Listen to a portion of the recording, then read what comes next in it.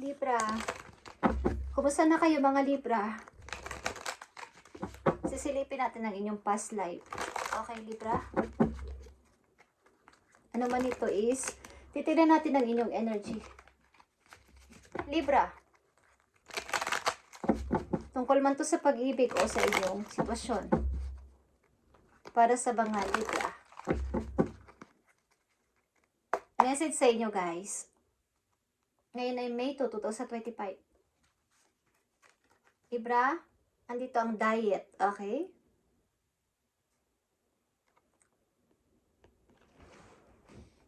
Maging aware ka sa iyong diet. Okay? At maaring mga organic food at saka mga pagpapasting, mga vegetable ang dapat mong kainin. Okay, sa inyong kasalukuyan. Maaaring sa inyong past lives is ito ang inyong nangyayari sa inyo. Mahilig kayo sa mga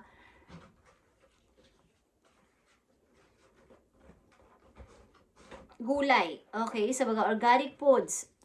May kinalaman to sa inyong kalusugan sa kasalukuyan. Guys, kumain kayo ng masustansya at maaaring hinihikayat kayo na tingnan ninyo ang inyong diet. Okay? Para sa mga Libra, anong kaugnayan nito sa kanilang message today? May 2, 2025. Yung mga fast food, sa mga fast food, iwasan nyo palaging kumakain sa labas. Maganda is kayo mismo ang magluto at alamin ko anong ilalagay ninyo sa inyong niluluto sa inyong pagkain. Okay, Libra. Tingnan natin ang inyong sitwasyon, guys. Sa kasalukuyan, May 2. At kumusta na kayo? Para sa mga Libra, I need 3 messages dito para sa inyo, guys. Tingnan ninyo ang inyong kalusugan, guys. Ang inyong health, ang inyong pinakain. Para sa mga Libra. At silipin din natin ang inyong pag-ibig.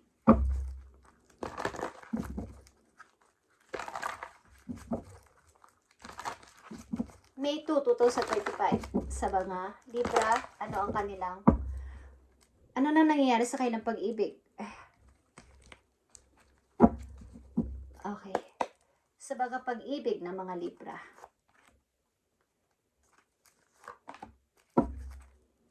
May gusto sa inyo makipagbalikan, guys. Okay? Sa mga Libra, may gusto makipagbalikan sa inyo. At ang message sa inyo ng inyong spirit guides. Titingnan natin, guys.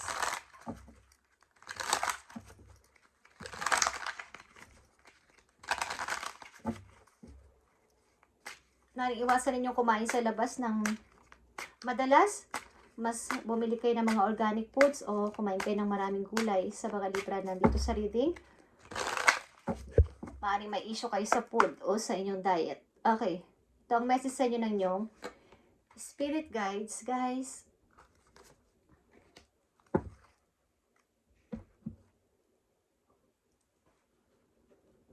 Titingnan natin ang inyong outcome. Outcome, guys.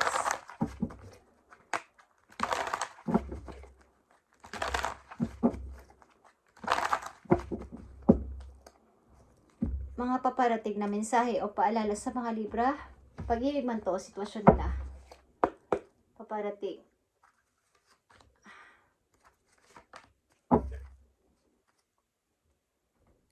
Okay. Amarin yung sitwasyon, guys, is ito. Okay naman kayo sa pananalapi at maaari lang na may mga iniisip kayo o may nag-iisip kayo sa isang person. May iniisip kayong person, guys. Kayo ay matagal ng single. Mga Libra nandito. Matagal ng single, but siyempre may lungkot pa din kasi wala yung person o walang person na nagpapasaya sa inyo. Kumbaga is, trabaho lang ako ng trabaho pero may person kaya na darating sa akin, yung person na dinidream ko. Okay. Dinidream kong person. At hinihintay ko to. Kung kailan siya darating is, sigad na lang ang bahala. But ako ngayon ay magtatrabaho muna, mag-iipon at magpapakasaya muna, mag-i-enjoy sa pagiging single. But, nangangarap din ako na sana, I hope, na dumating yung person na to sa buhay ko, yung magpapasaya sa akin. At mukhang tinatanaw nyo sa malayo o hinihintay ninyo galing sa malayo ang person na to. Okay? Sa pag-ibig nyo guys, Libra, tingnan natin. Mukhang nasa pag-ibig na ilan sa inyo ba't malayo nga. Katulad ng sinabi ko, hinihintay nyo galing sa malayo ang tao na to. At maybe engaged lang ilan sa inyo at humihingi ng payo sa ilang mga friends. At ang ilan sa inyo dito ay nawawalan din ng pag-asa sa pag-ibig at talaga nag-i-stay sa pagiging single o matagal na single. Kumbaga is, tama na ako dito. Okay na ako. Hindi na ako maghahanap ng partner sa buhay. Masaya naman ako sa trabaho ko, masaya naman ako sa ginagawa ko. So, mag-i-enjoy na lang ako. Pero dumarating yung time na kayo ay napapaisip, may person pa kayang darating sa akin o darating pa ba siya sa akin? Okay? Sa inyong message galing sa inyong spirit guys, tingnan natin, Libra. This situation will be victorious. Okay, ano man ang inyong situation na to, ito ay magtatagumpay. Kung ano man itong inyong sitwasyon sa kasalukuyan, kayo ay magtatagumpay dito. Okay? At a few weeks, mukhang malapit na. Kung kayo may hinihintay na opportunity o tao man is malapit na dumating sa inyo guys. Malapit na. Nasa way na siya. Okay? At ang outcome na papati sa inyo mga outcome na message is 5 of arrows is here and the ace of coins. Okay. May mga tinalikuran kayong tao sa buhay ninyo, but mayroon man kayong tinalikuran, mayroon mang nawala sa inyo na mahalaga sa buhay ninyo, sapagkat sila ay mga hindi, parang sa palagay nyo ay hindi nagdudulot ng saya sa inyo o ng maayos, binibigyan kayo ng problema at mga trouble is may maganda naman naghihintay sa inyo na opportunity. Parang magbubukas ang opportunity na ito sa inyo. Parang mag-o-open ang malaking opportunity.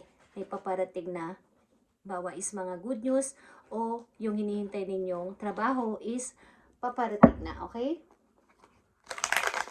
Simula nung iniwan nyo ang mga taong ito na nagbibigay ng problema sa inyo ay may magagandang dumating sa buhay ninyo na hindi nyo ini-expect o inaakala.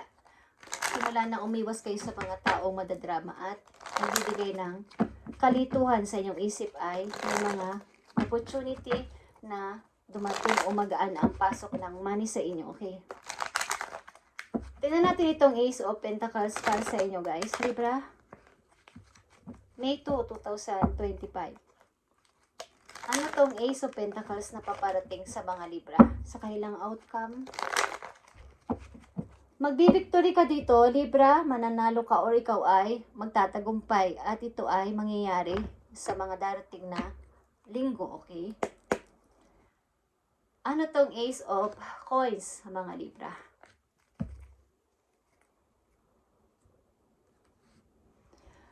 Parang dito ay kayo ay nagmamadali. Kumbaga ay, kailangan ko na itong gawin, kailangan ko na itong umpisahan, kailangan ko na itong pagdesisyonan sapagkat ito ay parang napapag-iwanan na rin ako ng panahon, napapag-iwanan na rin ako ng yung mga iba nagtatagumpay, pero ako, nanatili parang ako nag-ihintay, nanatili akong nagmamasid lang. Pero this time, kailangan ko nang gumawa ng aksyon, plano na may kasamang aksyon. Okay, Ace of Pentacles is here. Yeah, like I said, good news ito, napaparting sa inyo at kayo ay magsasaya, magse-celebrate at talagang matutuwa. Nakikita nyo ba ang 4 of Pentacles? Okay. Sa pagkatagilan sa inyo ay nangangarap na maiba ang buhay. Nangangarap na maiba sa lahat. Nangangarap na mag-ipon ng money. Nangangarap na umiba ng landas. Umiba ng bawais. Kung hindi sila nangangarap na maiba man lang ang buhay, ako ay iba. Ako ay may pangarap sa buhay na gusto ko ay umangat. Gusto kong magtagumpay. Gusto kong kaya yung pera ko ngayon na natitira, yung talagang para sa akin ay dapat kong iimpok o ipunin, okay, para dito sa aking mga pinaplano sa ngayon. Okay guys? Ang ilan sa inyo dito ay maaaring nangangarap na pumunta ng ibang lugar para magtrabaho o i-accept ang opportunity na to. Okay? At ito ay kailangan nyong gawin na ng madalian, quick na pag-decision at quick na pag-choose sa inyong kasalukuyan. Okay, wag nyo na itong patagalin pa sapagkat ito ay paparating sa inyo. Maaaring lang sa inyo ay nasa talagang pag-iipon lang ng money o pagtatrabaho lang ang ginagawa at maaaring hindi nakakaisip na kung may darating man o wala is okay lang din naman kasi ako ay nagtatrabaho na lang at maayos naman ang buhay ko. Pero dumarating talaga yung time na kayo ay nalulungkot at nag-iisip kung may darating pa bang tao o may darating pa siya sa buhay ko. Okay, kung may kilala na kayong person na kanyang hinihintay sa malayo ay hinihintay nyo pa rin until now. Libra, tingnan natin ang message pa for you. Para sa mga Libra, ano pa message mo sa mga Libra? Nandito ang courage o pagiging isang matapang o katapangan. Guys, courage. Let me be open to courageously take the steps that are shown. Kumbaga, nangihingi kayo din ng tapang o ng lakas ng loob. Maaring kay God, nagpipray kayo, nabigyan kayo ng lakas ng loob para kayo ay tuluyang makapag-desisyon na ng maayos at mabuo na tong inyong pangarap na to. Okay? Something na kayo ay ang mga Libra nandito sa reading ay mag-isa na lang sa buhay at nagtatrabaho ng sobrang matindi. Kumbaga, wala kayong iniisip muna sa ngayon kundi magtrabaho na magtrabaho. At mukhang ilan sa inyo hindi nakakaisip na bumuo ng relasyon. But dumarating yung time na kayo ay nag-iisip-isip kung darating pa siya sa buhay ko o babalik pa siya sa buhay ko o darating pa siya. Kaya natin itong 4 of Cups, guys. Para sa mga Libra. 4 of Cups sa mga Libra.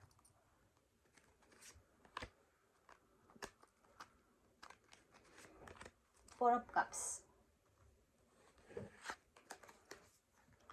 Okay. 8 of Cups and the 8 of Wands. Maaaring kayo dito talaga ay kumbaga, may taong lumisan sa inyo, may tao din kayong iniwanan. Ilan sa inyo may taong iniwan o may taong lumisan sa kanila. At something na kayo ay nagpatuloy sa buhay, inisintabi nyo muna ang inyong feelings, ang inyong emotion sa pagkakataong ito at kayo nagpatuloy para maging makulay at maayos ulit ang inyong buhay. At dumarating man yung time na kayo ay nag-iisip-isip ng tao na darating pa o darating pa sa inyong buhay is hanggang doon na lang yon. With or without naman is kayo ay masaya at nagpapatuloy na bigyan ng kulay ang inyong buhay. Okay.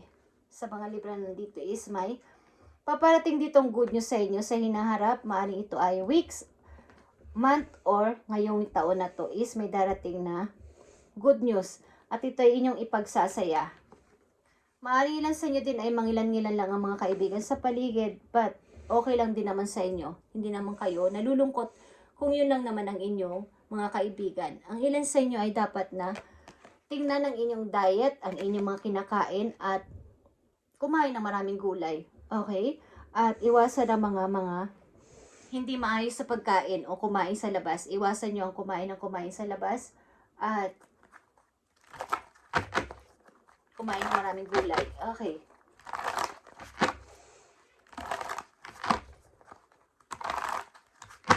Message mo pa sa mga Libra dito sa kailang opportunity na paparating. Ace of Coins. More information pa dito, please. More information pa para sa mga Libra. Maaaring may iniwan kayong sitwasyon na talaga nagdadagdag ng problema sa inyo kaya hindi kayo makaalis dito sa kumbaga sa halip na darating na yung opportunity. Nakakaroon pa ng delay sapagkat sa mga taong mga sagabal sa inyo paligid, nagbibigay ng problema sa inyo. Ace of Coins. More information pa dito sa Ace of Coins. Ano pa itong gusto mo sabihin sa mga Libra? At maaari ding mayroong darating o mayroong magbabalik na tao sa inyong buhay. So, pakiramdaman nyo kung gusto nyo pabalikin pa, Libra. Okay. Okay, Ace of Coins is Six of Swords and the Three of Arrows. Malamang at sa malamang talaga ay umalis kayo dito sa mga taong nagpahirap at nagbigay ng sakit sa inyong buhay. Nagbigay ng drama, nagbigay ng sakit at nilayasan nyo sila. At maaaring kayo ay pumunta sa medyo o pupunta sa malayong lugar o pupunta o nakapunta na sa malayong lugar para dito. Para doon na makapag-start ng bago at gumawa ng bagong bagong ikaw, Libra. Okay. Maaring may magbubukas na magandang opportunity sa inyo kung gagawin nyo to. Okay? Kung hindi pa to nangyayari, kung gagawin nyo to ay maaari lang kayo mag-sacrifice dito. Maaari may papalayain kayong tao, mayroon kayong aalisan ng mga tao para dito dahil ang mga tao ito ay nagbibigay at nagdudulot sa inyo ng sakit ng kalooban. Okay? At kailangan lang dito ay courage o courageous o tapang o lakas ng loob sa pagmumubing na to. Sapagkat ang ilan sa inyo is nakakaisip na napapag-iwanan na ako at nanatili lang ako dito palutang-lutang, okay? Nag-iisip, nai-stress, okay guys. Maring dapat kayong mag-aral, mag-research pa at lumayo sa nakakarami, guys. At maring ito ay unknown man kayo o hindi nyo kabisado o hindi nyo alam ang inyong pupuntahan o umpisahan ay i-start yun sarili nyo sa ibang lugar. Okay. Thank you, Libra. And ito inyong reading ngayong May 2, 2025. At magpatuloy lang kayo. Ano man ang inyong sitwasyon sa ngayon is magpatuloy kayo at bigyan ninyo ng kulay ang inyong mundo. Bigyan ninyo ng kulay. At isintabi muna itong mga bad feelings na to, mga nang iwan sa inyong tao, mga nanakit sa inyong tao. Isantabi nyo muna at magpatuloy at bigyan ng kulay o lagyan ng kulay ang inyong sarili. Okay? Maging parang rainbow, makulay, guys. Bagamat kayo ay may hinihintay, ito ay maring opportunity o tao is magpatuloy lang sa buhay. Maring kayo ay may start na bago dito sa malayong lugar sa mga Libra nandito sa reading at kayo ay magtatagumpay dito, guys. The situation will be victorious a few weeks. Okay, at ingatan ninyo ang inyong kalusugan. Kumain kayo ng tama, mga organic foods, hangga't maaari walang maraming oil. Kung may mag-oil man kayo is hangga't maaari ay mga olive oil, yung mga organic, guys. Okay, ang inyong parang pinapaalalahanan kayo dito sa inyong past lives kasi is maring ang ilan sa inyo sa inyong nakaraan. Okay, sa inyong past lives is maring nandun yung maraming pagkain. Okay, hindi masyadong aware o tinitingnan ang inyong kalusugan. Okay, guys? So, bigyan nyo to ng pansin ngayong inyong present para hindi na to maulit. Okay? Yung magkaroon kayo ng karamdaman na pagmumulan dahil sa pagkain ng hindi maayos. Okay, guys? Thank you and God bless, Libra. And pagpalain kayo sa inyong mga gagawin. Magpatuloy kayo dito, guys. Bagamat kayo ay nagda-doubt, nagdududa sa inyong kakayanan o sa inyong nangyayari sa inyong sitwasyon is isang tabi muna ito kung ano man ang nangyari dito sa relasyon na to o sa mga taong involved sa buhay ninyo ay maaaring kayo nagpapatuloy sa buhay dito at nagtatrabaho ng maraming oras. Kaya ingatan ninyo inyo rin kalusugan. Okay, Libra? Thank you and God bless.